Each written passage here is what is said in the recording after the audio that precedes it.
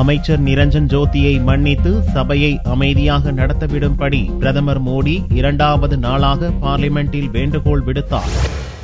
அமைச்சர் நிரஞ்சன் ஜோதியை நீக்கியே ஆக வேண்டும் என்று பெரும்பாலான எதிர்க்கட்சிகள் வலியுறுத்தி வரும் நிலையில் இந்த விவகாரத்தில் ராஜ்யசபாவில் வியாழனன்று பிரதமர் மோடி அறிக்கை அளித்தார். வெள்ளியன்று லோக்சபா கூடியதும் பிரதமர் நரேந்திர மோடி விளக்க அறிக்கை வாசித்தார். சிறுபான்மை மக்களுக்கு எதிராக கருத்து கூறிய நிரஞ்சன் ஜோதி மன்னிப்பு கேட்டுவிட்டதால் அவரை பெருந்தன்மையுடன் எதிர்க்கட்சிகள் மன்னிக்க வேண்டும் என்றும் இத்துடன் பிரச்சனையை முடித்துக் கொண்டு சபையை நடத்த அனுமதிக்கவும் மோடி வலியுறுத்தினார்.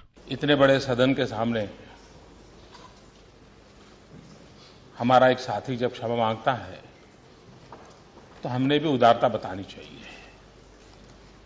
मैं लोकसभा के सभी सदस्यों का आभारी हूं कि उन्होंने सदन को चलने दिया है और मैं इस बात पर पूरे सदन को भी और हम सबका सार्वजनिक जीवन में जो लोग हैं ये दायित्व मानता हूं।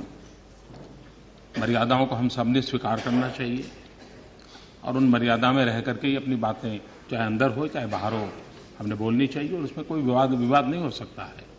और मैं मानता हूं कि जब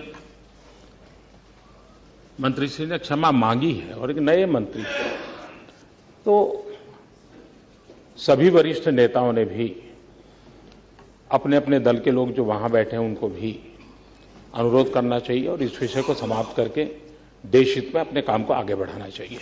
பிரதமரின் அறிக்கையை தொடர்ந்து மன்னிப்பு மட்டும் போதாது, நிரஞ்சன் ஜோதியை நீக்க வேண்டும் என எதிர்க்கட்சிகளின் உறுப்பினர்கள் வலியுறுத்தினர். பிரதமரின் விளக்கத்தை ஏற்க மறுத்து காங்கிரஸ் உள்ளிட்ட பல்வேறு எதிர்க்கட்சிகளின் எம்பிக்கள் வெளிநடப்பிலும் ஈடுபட்டனர். முன்னதாக எதிர்க்கட்சிகளை பேசவிடாமல் அரசு தடுப்பதாக கூறி ராகுல் தலைமையில் எதிர்க்கட்சிகளின் உறுப்பினர்கள் வாயில் கருப்பு துணி கட்டியபடி லோக்சபாவுக்கு வந்தனர்.